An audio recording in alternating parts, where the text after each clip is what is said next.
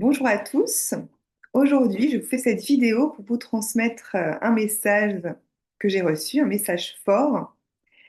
Et ce message, c'est d'accueillir pleinement ce qui va bien dans votre vie. Accueillir pleinement ce qui va bien dans votre vie. Alors, je m'explique pourquoi est-ce que ce message vient maintenant pour vous. On vient de passer la pleine lune dans le signe du Lion ce dimanche 1er février. Donc là, on est dans cette période d'après pleine lune et qui concerne le cycle lunaire du signe du Lion. Alors, ce cycle lunaire, vous savez, donc il y a des cycles lunaires qui sont donc mensuels, hein, de 28 jours, de la nouvelle lune, pleine lune, jusqu'à la fin de cycle, au 28e jour.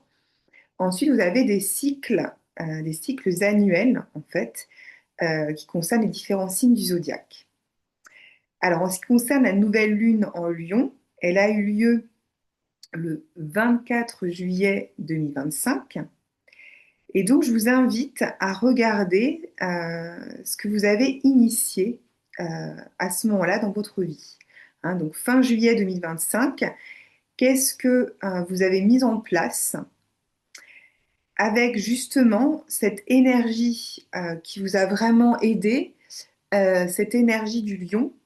Donc c'est une énergie de courage, hein, de force tranquille, de détermination, qui donne vraiment beaucoup d'audace, qui vous permet de vous dépasser, de vous mettre en avant, de vous mettre en lumière. Et donc ça peut toucher différents domaines, hein. Donc peut-être qu'il s'agit de vos enfants, de votre enfant, de protéger vos enfants. Donc, vous avez fait des démarches dans ce sens, hein, puisque le signe du lion, c'est tout ce qui concerne les enfants. Ça peut être aussi protéger votre enfant intérieur, hein, vous connecter à votre enfant intérieur et à ce qui vous donne de la joie dans votre vie, ce qui vous procure de la joie de vivre. Ce qui aussi met en lumière votre créativité. Donc peut-être que vous êtes connecté à votre créativité. Donc ça peut être, peut-être que pour vous, c'était le début d'un nouveau projet que vous avez mis en place à cette période-là, hein, donc fin juillet 2025. Vous avez initié peut-être un projet qui vous a demandé ce courage, cette audace, de vous mettre en avant. Euh, Peut-être qu'il s'agit d'une nouvelle activité professionnelle qui vous met en joie, ou une nouvelle relation, ou encore peut-être un nouveau lieu de vie qui vous amène justement cette joie, qui vous permet euh, d'être plus dans votre créativité, je sais pas moi, par exemple, de décoration intérieure, de mettre des peintures chez vous, d'être plus dans un univers de divertissement, de musique, de danse, hein. Tout ça, c'est vraiment l'univers du lion, hein, le divertissement, la joie, vraiment être connecté à cet enfant intérieur et à ces rires d'enfant, en fait, hein. Quand il y a cette énergie du lion, je reçois vraiment ces bruits de rires d'enfant, de joie, de mouvement. Voilà, donc c'est ce que j'entends. Donc, vous avez initié quelque chose, un projet, une action vraiment forte, hein. Il y a vraiment une force dans le signe du lion euh, au moment de cette nouvelle lune du 24 juillet 2025. Et donc, ce qui se passe, c'est que maintenant, donc là, on a eu la pleine lune dans le signe du lion le 1er février 2026, donc 6 mois plus tard. Et donc, c'est vraiment comme si cette histoire que vous avez débutée fin juillet 2025 est arrivée à son apogée euh, au moment de la pleine lune, hein. C'est comme ça que les histoires lunaires fonctionnent. Donc, il y a vraiment quelque chose là qui s'est passé au moment de cette pleine lune. Peut-être que vous avez eu des nouvelles positives par rapport à ce projet que vous avez initié. ou peut-être que vous êtes en attente de nouvelles, vous avez écho de quelque chose de positif, quelque chose vraiment, une évolution positive par rapport à ce projet, par rapport à cette activité que vous avez mis en place. Vous avez peut-être eu voilà, des retours positifs. Il y a quelque chose qui a été mis en lumière, en fait, hein, tout ce que vous avez mis en place, tous les efforts, parce qu'il y a vraiment cette notion de- d'effort de construction, hein, quand même, avec le signe du lion. Il y a vraiment ce courage qui est très présent. Donc, il y a un besoin de force, de persévérance, mais voilà, il faut quand même, bien sûr, y mettre les efforts. Donc, vous avez fait tout ça pendant ces 6 mois, et là, c'est comme si, enfin, vous voyez commencer vraiment à voir dans la matière, en dehors, ce qui se passe par rapport à ce projet, cette activité, euh, cette, euh, ces nouveaux choix en fait que vous avez effectués, ces nouvelles actions que vous avez mises en place. Et donc, ce qui se passe, j'en ai déjà parlé dans les vidéos précédentes, la période d'après pleine lune, c'est vraiment la période de récolte, hein, par rapport dans un cycle lunaire. Donc là, on est dans cette période de récolte. On récolte les fruits de tout ce que l'on a semé au moment de cette nouvelle lune en Lion de fin juillet 2025. Et c'est pour ça que j'ai ce message très fort de vraiment accueillir pleinement ce qui vous fait du bien dans votre vie, parce qu'en fait, euh, c'est là où vous voyez les fruits de vos efforts, de ce que vous avez semé. Et en fait, c'est vraiment, comme vous savez, très important de faire cette pause, hein, et d'être dans cette joie d'accueillir, de cette réception, voilà, de recevoir les fruits de ce que vous avez semé, parce que il y a un besoin, en fait, c'est vraiment ce cycle d'équilibre de l'univers. Il y a un besoin de pause, de repos, de reconnaître, hein, de mettre en place, je sais pas, une espèce de rituel, de célébrer en fait cette récolte.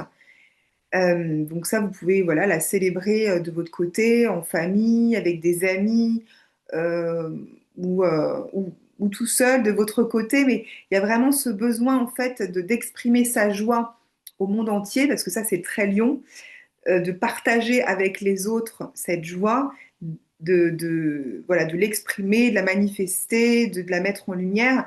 Et c'est important pourquoi c'est si important en fait d'exprimer et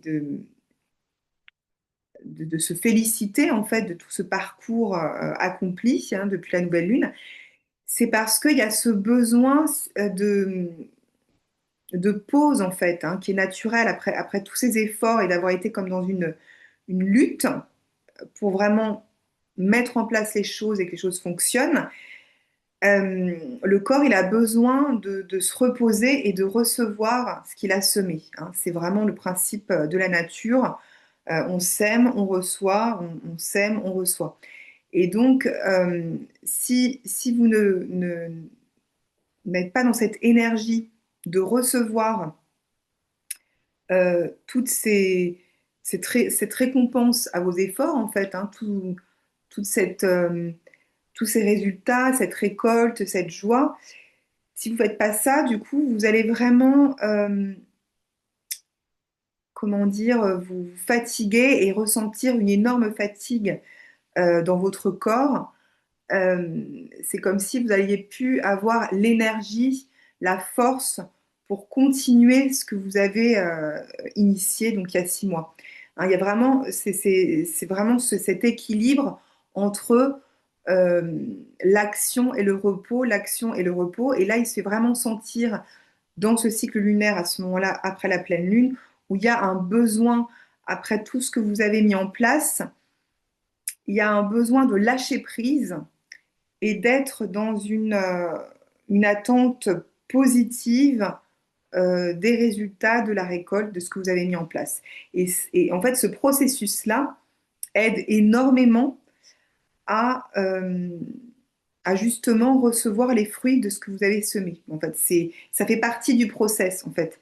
Hein, on a souvent l'impression dans nos sociétés qu'il faut être dans l'action, qu'il faut faire, sinon il n'y a rien qui se passe. Mais c'est important de respecter ces différentes phases du faire et du recevoir, du faire et du recevoir. Donc là, je vous invite vraiment à être dans le recevoir et à accueillir pleinement toutes ces bonnes choses, toutes ces choses positives et vraiment à les mettre en lumière, à les mettre en avant, à les exprimer, ne pas avoir peur que si vous... Parce que c'est vrai que quand on initie des nouvelles choses, c'est bien de souvent les garder pour soi. Hein. Quand on commence un projet, c'est important de le nourrir avec une énergie très positive et d'être très focus, très concentré. Donc, c'est important de le partager que peut-être avec que certaines personnes de confiance, proches, euh, qui aident en fait à ce que le projet fonctionne et qui vous mettent en confiance. Hein. Donc ça, c'est toujours important quand on commence des choses. Mais là, on est dans une autre phase et c'est important maintenant d'exprimer la réussite de ce que vous avez entrepris pour vraiment voir, continuer à voir cette évolution positive de votre projet, de ce que vous avez semé donc il y a 6 mois, pour en fait laisser les choses évoluer positivement jusqu'à la fin de cycle qui aura lieu donc dans 6 mois, fin juillet 2026. Donc voilà, c'est vraiment de respecter les étapes et surtout pour vous sentir bien aussi dans votre corps, pour pas euh, être toujours dans cette énergie de force, de bataille, etc., c'est important d'avoir aussi ces moments de récolte, de repos et de réceptivité. Voilà, ça c'était vraiment le message principal que je voulais vous dire aujourd'hui.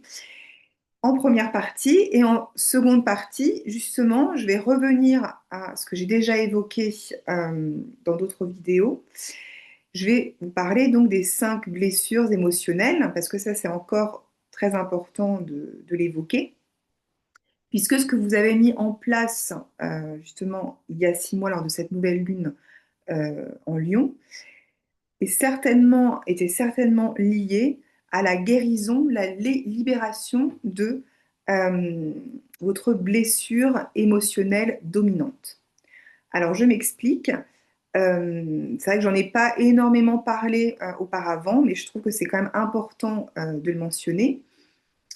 On a tous une blessure émotionnelle dominante que l'on transmute, que l'on guérit, que l'on libère au fil du temps. Après, bien sûr, on peut également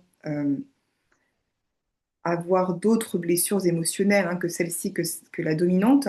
Mais c'est vraiment cette blessure émotionnelle dominante qui va souvent être le filtre de nos croyances et ces croyances vont créer notre réalité au fil du temps, donc depuis notre naissance.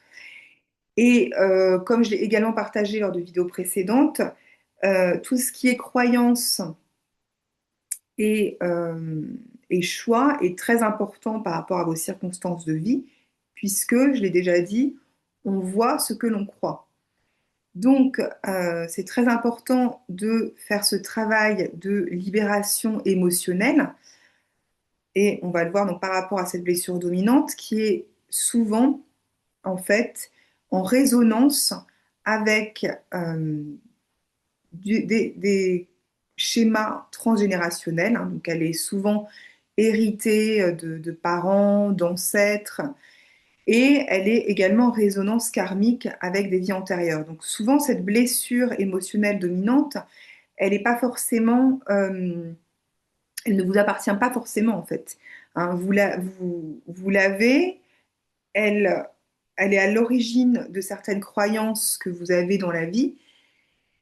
Et ensuite, vous attirez certaines circonstances, mais voilà, c'est souvent, ça vient souvent de vies antérieures et ou euh, de, de transgénérationnel, hein, qui est hérité d'ancêtres ou de vos parents. Et donc, vous êtes là, vous transmutez en fait cette,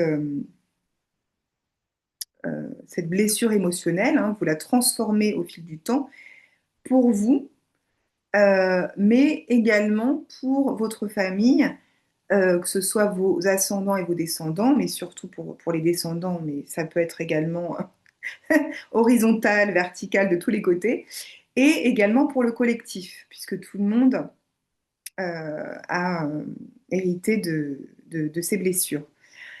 Alors, c'est vrai que de mettre de la lumière sur cette blessure émotionnelle dominante, c'est pas mal parce que ça vous permet de vous en détacher, de voir quelles croyances cette blessure émotionnelle a généré, hein, pour vous, et donc encore une fois de transformer vos croyances et de faire attention quand vous faites de nouveaux choix, que vous posez de nouvelles actions, qu'elles ne soient pas en lien avec ces croyances et cette blessure émotionnelle, qu'elles puissent vous en libérer totalement, hein, puisque comme vous savez, c'est toujours dans l'action, dans la matière, avec des nouveaux choix, qu'on se libère vraiment de tout ce qui est blocage émotionnel.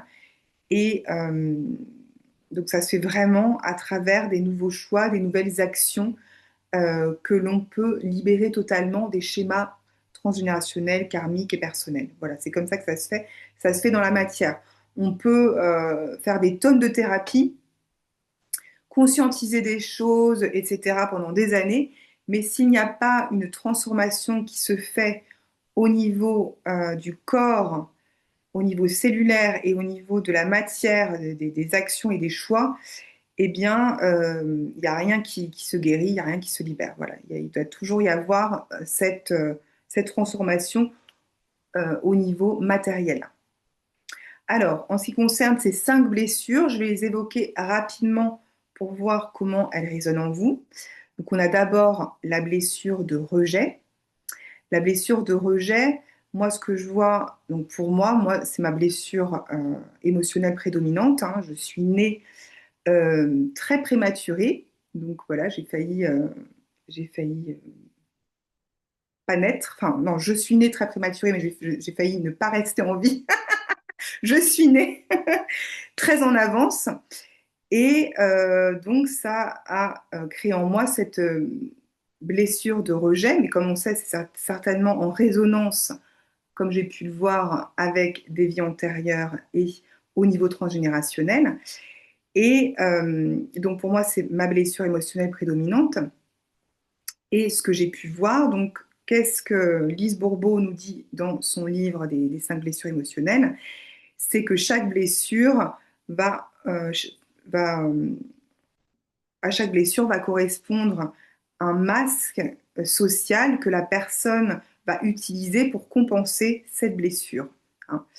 Et au fil de l'eau, bah, elle va lâcher ce masque et libérer et guérir cette blessure. Donc pour la blessure de rejet, il s'agit du masque du fuyant. Et donc ce que j'ai pu voir pour moi et pour les personnes que j'accompagne, euh, il y a vraiment ce côté de fuite émotionnelle, de ne pas se sentir incarné totalement, hein, de ne pas prendre entièrement sa place et d'être entièrement incarné là où on est.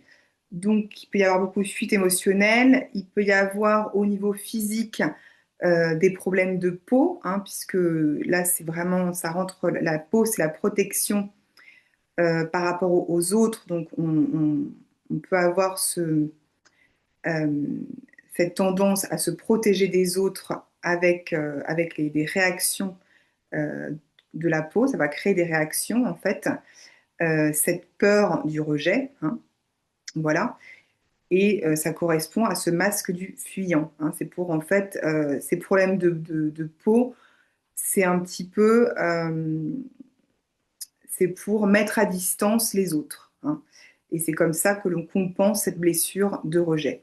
Donc ça, j'ai pu le voir avec moi-même et en séance. Donc si ça résonne pour vous, c'est bien de l'identifier parce que si vous voyez que c'est votre blessure émotionnelle dominante, vous allez pouvoir voir vers ce discernement avec toutes les croyances qui peuvent en découler, hein, par exemple, vous sentir rejeté dans certaines situations professionnelles, personnelles, familiales. Vous allez peut-être réagir avec ce filtre de la blessure de rejet. Et donc, ça peut vous mettre en alerte et vous dire, bon, si je me désidentifie de cette blessure et que j'enlève ce masque du client, quelle serait mon interaction, quel serait mon choix, mon action, et donc faire des nouveaux choix dans lesquels je vais y arriver. Vous faites des nouveaux choix dans lesquels vous désidentifiez, non, c'est pas ça, dans lesquels vous désidentifiez, bon, dans lesquels vous ne vous identifiez plus à cette blessure dominante. Bon, voilà, j'espère que vous m'avez comprise. Donc ça, c'est la blessure de rejet. Ensuite, une autre blessure voilà, qui est très commune, c'est la blessure d'abandon. Lise Bourbeau dit que c'est souvent par rapport aux parents du sexe opposé, alors que la blessure du rejet se fait souvent avec la personne du même sexe quand on est bébé, enfant. Voilà. Mais comme je vous dis, ça rentre souvent en résonance avec des blessures héritées des parents et d'ancêtres au niveau transgénérationnel, mais également, comme j'ai pu voir, au niveau karmique de vie antérieure. Donc tout est toujours bien cohérent dans ce système euh, de blocage émotionnel. Il y a toujours des résonances qui ont lieu euh, au niveau familial et au niveau karmique.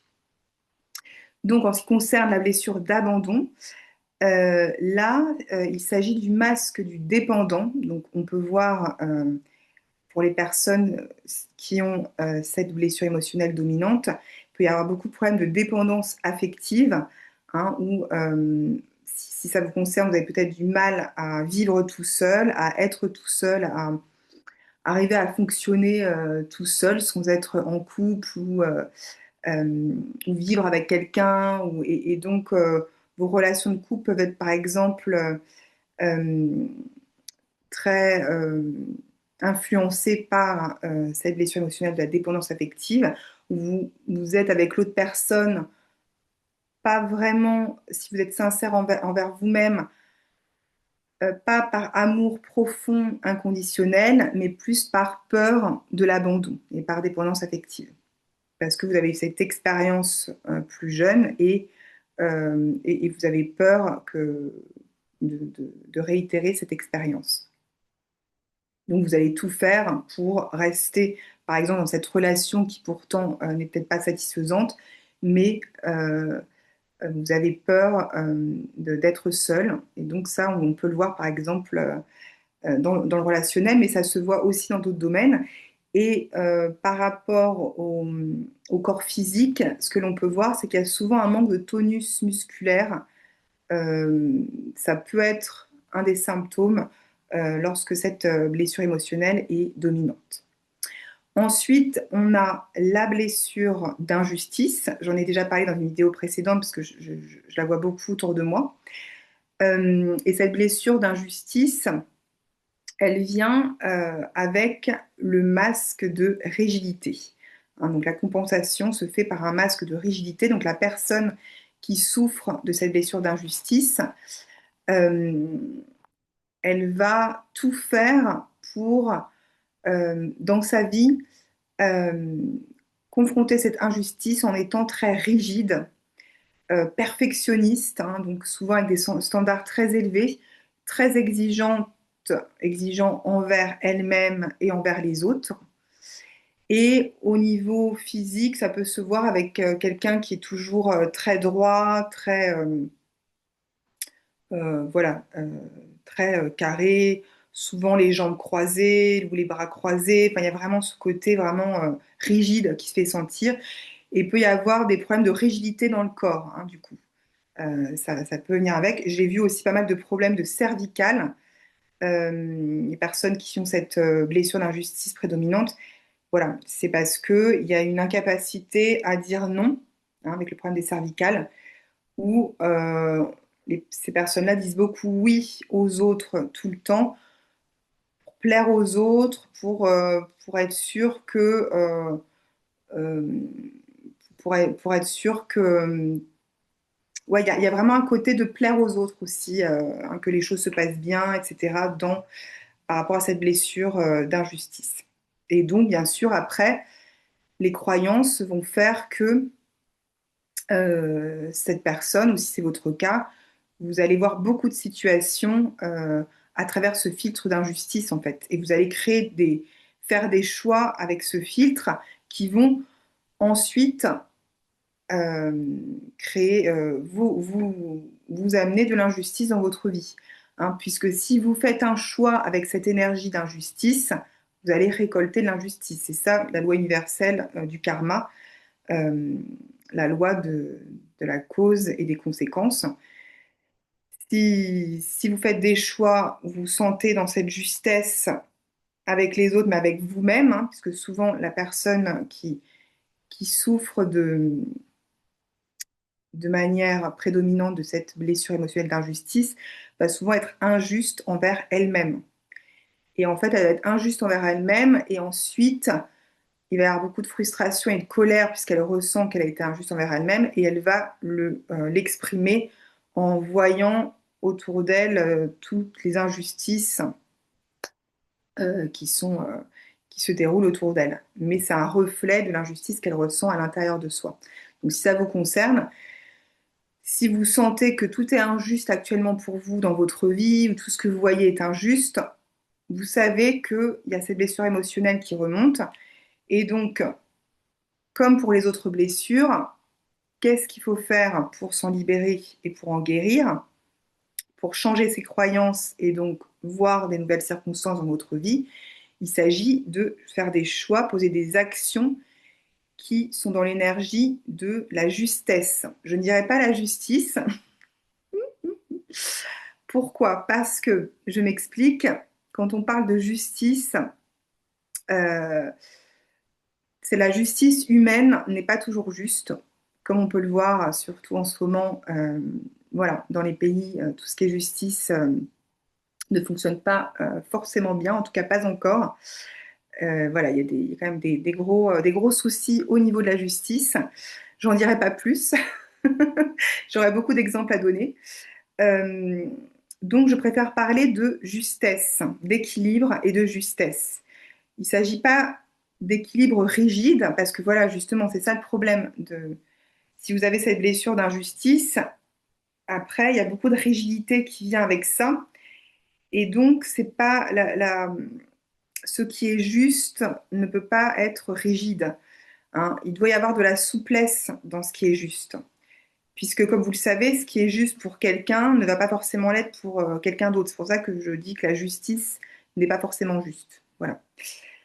Donc, à chaque fois, je passe beaucoup de temps sur la blessure d'injustice. Mais voilà, si vous sentez que vous êtes trop dans cette injustice, c'est très important de vous en détacher et d'avoir comme ce regard extérieur, de vous observer de l'extérieur et de voir comment beaucoup de circonstances dans votre vie viennent de choix que vous avez faits à partir de cette blessure d'injustice et de ce masque de rigidité, et donc de faire des nouveaux choix à partir d'une énergie de justesse, de se dire, bon, là j'ai un choix à faire, une nouvelle action à poser, ce sera peut-être pas confortable, est-ce qu'elle est juste pour moi? Hein, donc avant tout, et encore une fois, il ne s'agit pas d'être égoïste, quand on se centre à l'intérieur de soi et qu'on voit ce que l'on ressent dans notre corps nous parle, notre corps ne ment jamais, et notre corps, en fait, nous envoie des messages intuitifs qui sont reliés à l'intuition collective, du coup est harmonieuse pour tout le monde. Donc, quand on écoute notre corps et que l'on respecte nos ressentis et qu'on fait ce qui est juste pour nous, automatiquement, ça va être juste pour les autres. C'est comme ça.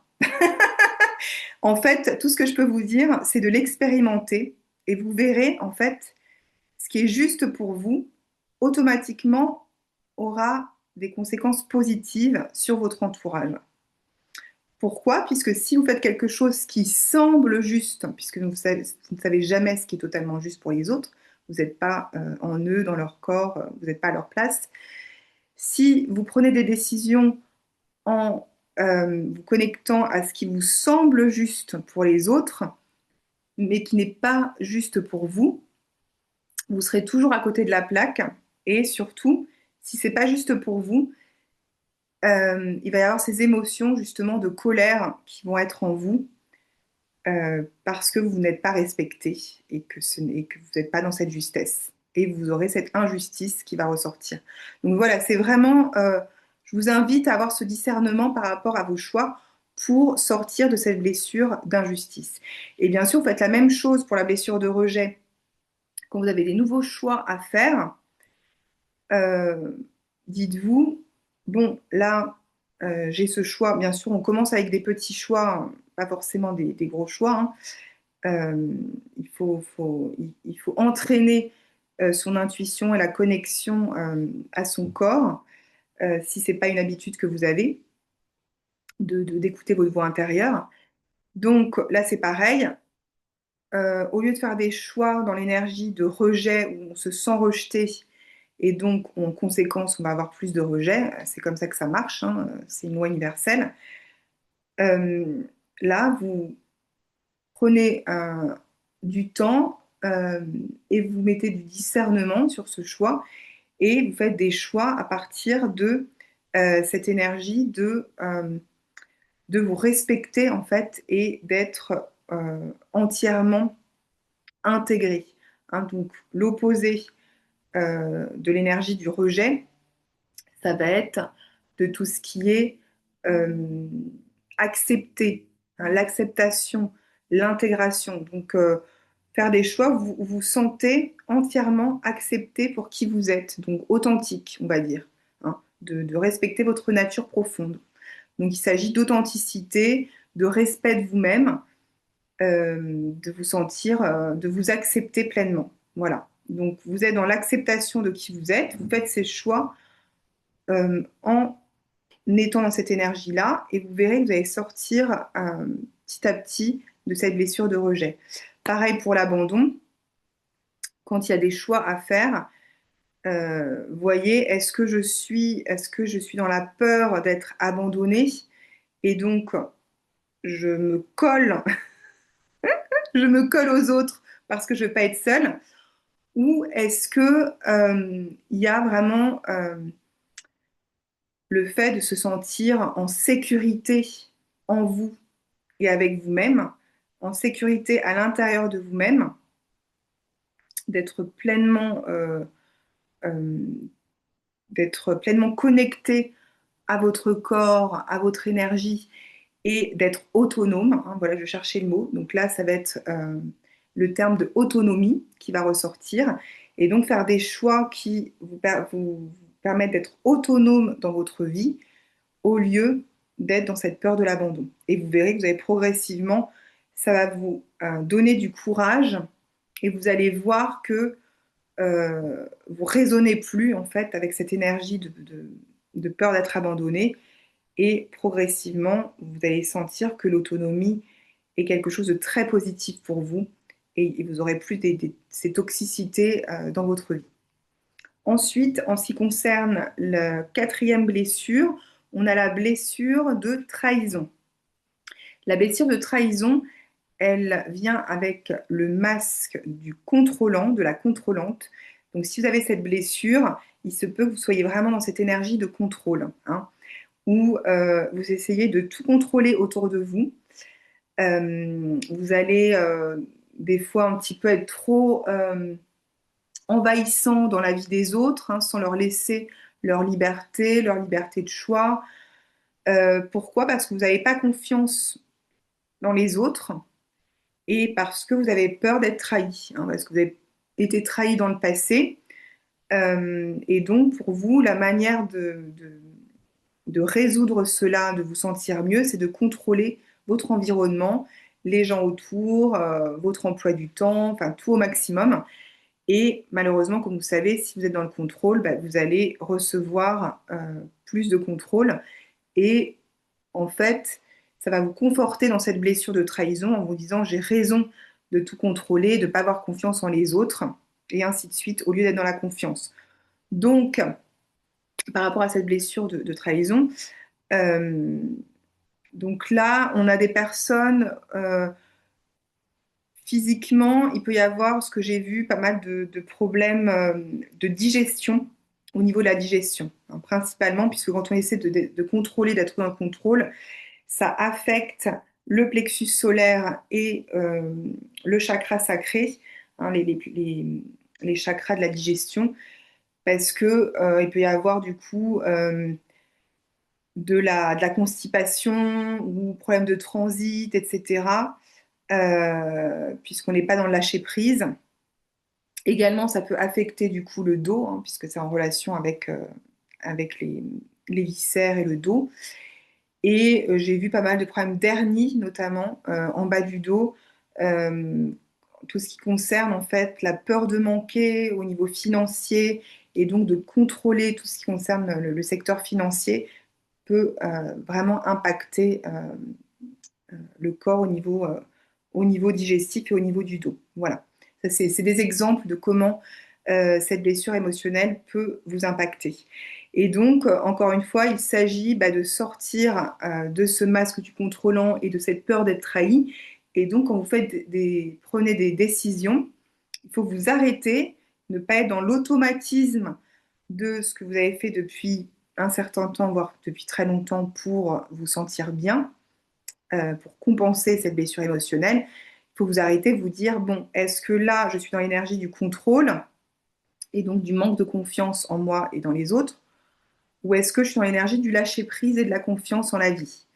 Donc il faut, pour vous libérer et vous détacher de cette blessure, de vous désidentifier, ça y est, je l'ai dit, de cette blessure émotionnelle, eh bien, vous posez des choix dans cette énergie de lâcher prise et de confiance en la vie, en vous-même et dans les autres. Voilà.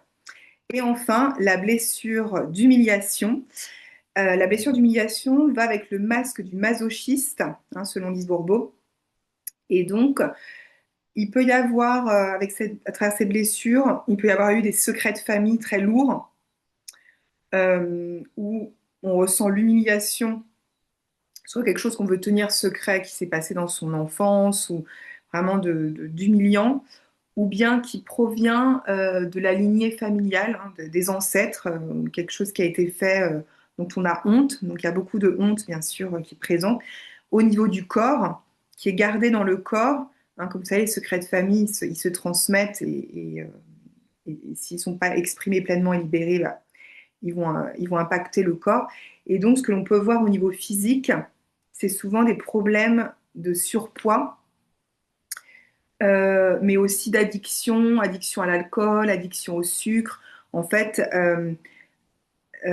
si vous êtes dans cette blessure d'humiliation, vous essayez de compenser en, en faisant taire votre corps, en fait, en ne voulant pas ressentir euh, ce qui se passe à l'intérieur de votre corps, et donc en vous faisant souffrir votre corps, hein. C'est ça le côté masochiste, c'est vous savez que c'est mauvais pour vous, pour votre corps, mais vous continuez à prendre tout ce sucre ou cet alcool ou autre addiction, ou en fait vous mangez, mais votre corps, en fait, vous êtes déconnecté de votre corps, vous déconnectez, et parce que vous voulez pas voir ces secrets, ce qu'il y a au fond de vous, qui a été peut-être transmis au niveau génétique.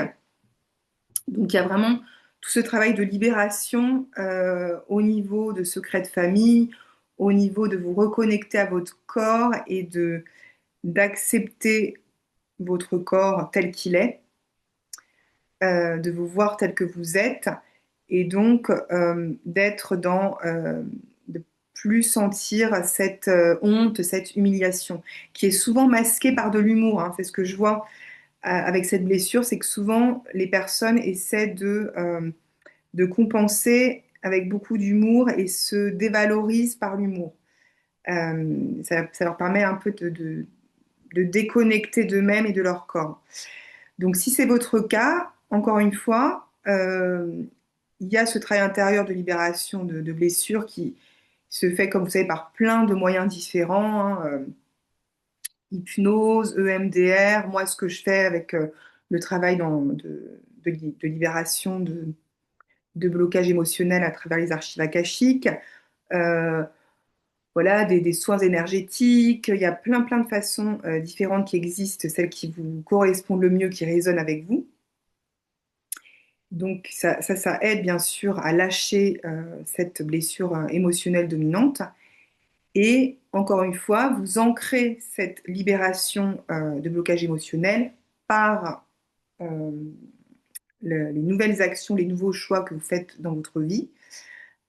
Et donc là, il s'agit de faire des nouveaux choix qui vont être en résonance avec, je dirais, l'acceptation euh, l'acceptation de votre corps et l'acceptation de votre lignée familiale, d'être dans la transparence en fait, hein, pour plus être dans le masque du masochiste. Donc, il s'agit de, comment est-ce que je pourrais dire ça? D'accepter de vous faire du bien, en fait, d'accepter de faire des choses qui vous mettent en joie et qui vous font plaisir. Voilà. Donc, le contraire de masochiste, c'est d'accepter le plaisir dans votre vie, de ne pas culpabiliser, de ne pas avoir honte euh, et de ne pas être dans l'excès ou l'extrême, puisqu'après, comme vous savez, si vous êtes dans cet excès ou cet extrême où trop d'alcool, trop de sucre, trop de substances, etc., vous ne ressentez plus rien en fait et vous ne ressentez pas de plaisir. Donc c'est ça le problème. Donc il s'agit de renouer avec vos sensations, vos ressentis et votre corps. Donc là, je pense que c'est un gros travail par rapport au chakra sacré, hein, au deuxième chakra, chakra orange, de renouer avec ses sens, avec les sensations physiques, avec les plaisirs de la vie.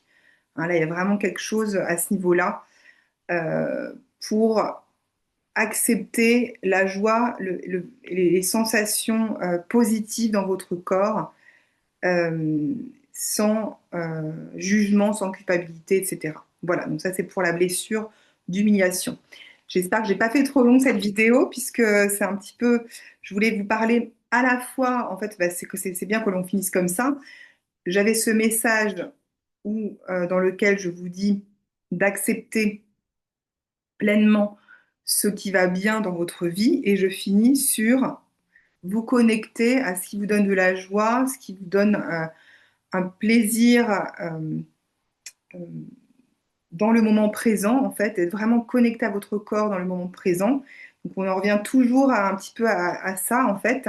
C'est ça la boussole intérieure et ce qui vous dit si vous êtes sur le bon choix et le bon chemin dans votre vie. Et c'est comme ça que vous libérez pleinement de croyances négatives et de ces blessures émotionnelles dominantes. Voilà. Donc, bah, dites-moi si ça résonne pour vous et je vous dis à très bientôt pour une autre vidéo.